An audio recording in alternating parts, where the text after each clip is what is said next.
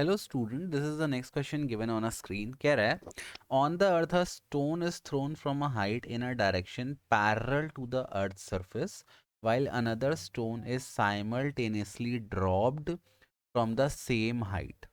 Which stone would reach the ground first and why? देखो यहाँ पे एक छोटा सा स्टोन है, उसको मैं इस हाइट से ड्रॉप कर रहा हूँ नीचे। ये मैंने ड्रॉप कर दिया, ठीक, ड्रॉप कर दिया।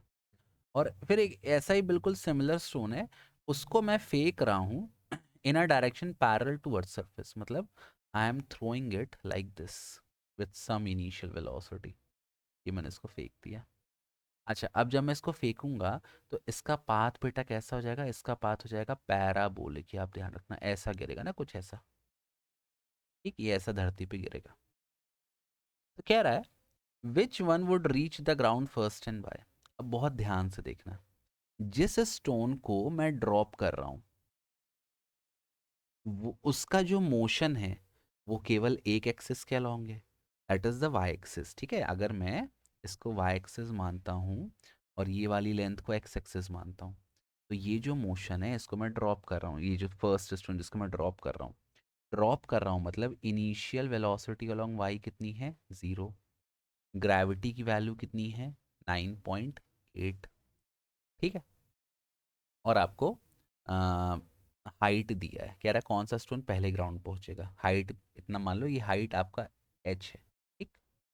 तो अगर आप इक्वेशन ऑफ मोशन लगाते हो, आपको टाइम निकालना है, ठीक है। तो क्या क्या दिया है? यू दिया है, ए दिया है या जी दिया है, और टाइम दिया है, मतलब हाइट दिया है, सॉरी। तो आप लगाओ S is equal to U T plus half A T square.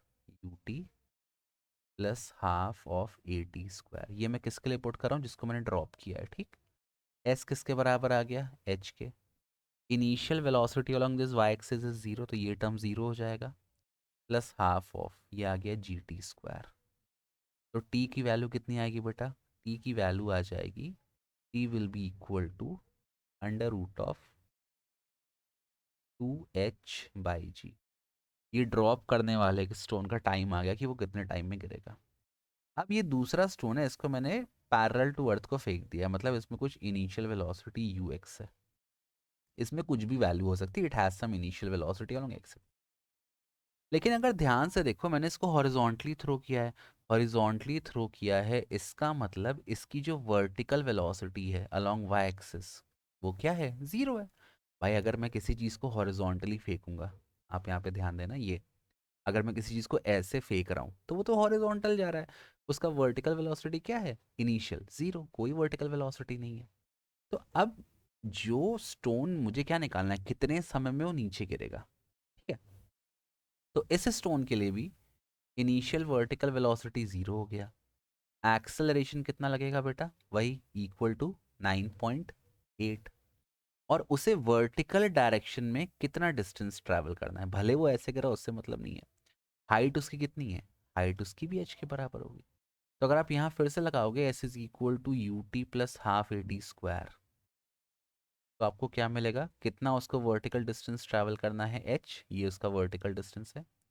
Initial velocity zero है, तो ये टर्म जीरो हो जाएगा, zero into any number is zero, U T zero हो गया, half of ji T square. तो यहाँ भी आपको टाइम, इसको मान लो टाइम वन मान लो, इसको टाइम टू मान लो।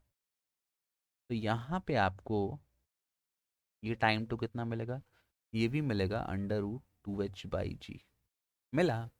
तो दोनों टाइम सेम ना है, कहने का मतलब अगर आप किसी स्टोन को एक सर्टन हाइट से ड्रॉप करते हो और फिर वैसे ही सिमिलर स्टोन को आप थ्रो करते हो इन अ हॉरिजॉन्टल डायरेक्शन, तो दोनों स्टोन धरती पर सेम टाइम में गिरेंगे और उनकी वर्टिकल वेलोसिटी भी सेम होगी। ये भी आप ध्यान रखना।